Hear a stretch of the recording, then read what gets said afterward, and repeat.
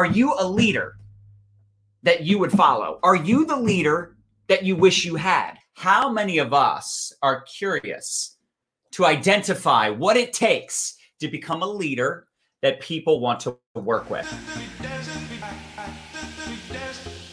If you're not feeling like you're excited, if you're not feeling grateful, if you're not feeling proud of how far you've come, not feeling bad about how far you have to go, that discernment, I think, is so very huge for your happiness level, Totally. for your results, because people do want to be around a leader that energetically makes them feel good. And where you start is you start by feeling good about where you are, feeling good about yourself, feeling good about the smallest, tiny, little accomplishments, because all big things start with something tiny. You're one idea away from completely changing your business. That's right. Don't be the kind of leader that makes people feel small for asking the most basic question, or they just need a little bit of support. They want you to help them with something, and you make them feel bad. You make them feel stupid for asking the question. Your systems, your culture within your team shouldn't just be about acknowledging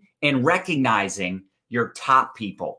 It shouldn't just be about the big producers and the big leaders. My favorite leaders were the ones that gave you grace, right? Because nobody starts out with all the skills. They believe in you. They speak life into you. Right. They meet you where you are at, right, and then help you elevate, essentially one step at a time. Everybody wants this big paycheck. They want the results. They want freedom. They want to wake up when they're done sleeping. They want to travel the world. They want to do all these things.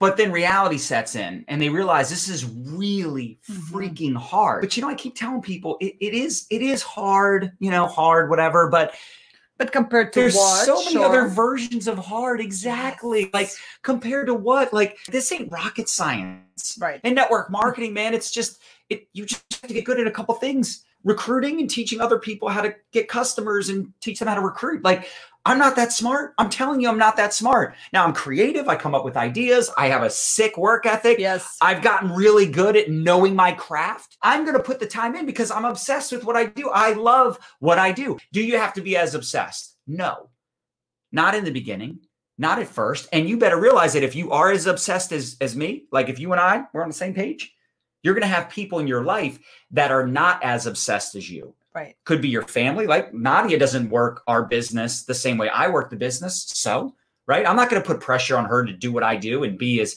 obsessed as I am. I don't put that pressure on my teammates. If someone wants to run, I'm going to run with them. If they're wanting to walk or crawl, I'm going to support those individuals as well. You work for your team. Your team does not work for you. I don't put expectations on my downline. Do I get excited to see my team producing over $200,000 a day right now and half our products are back ordered?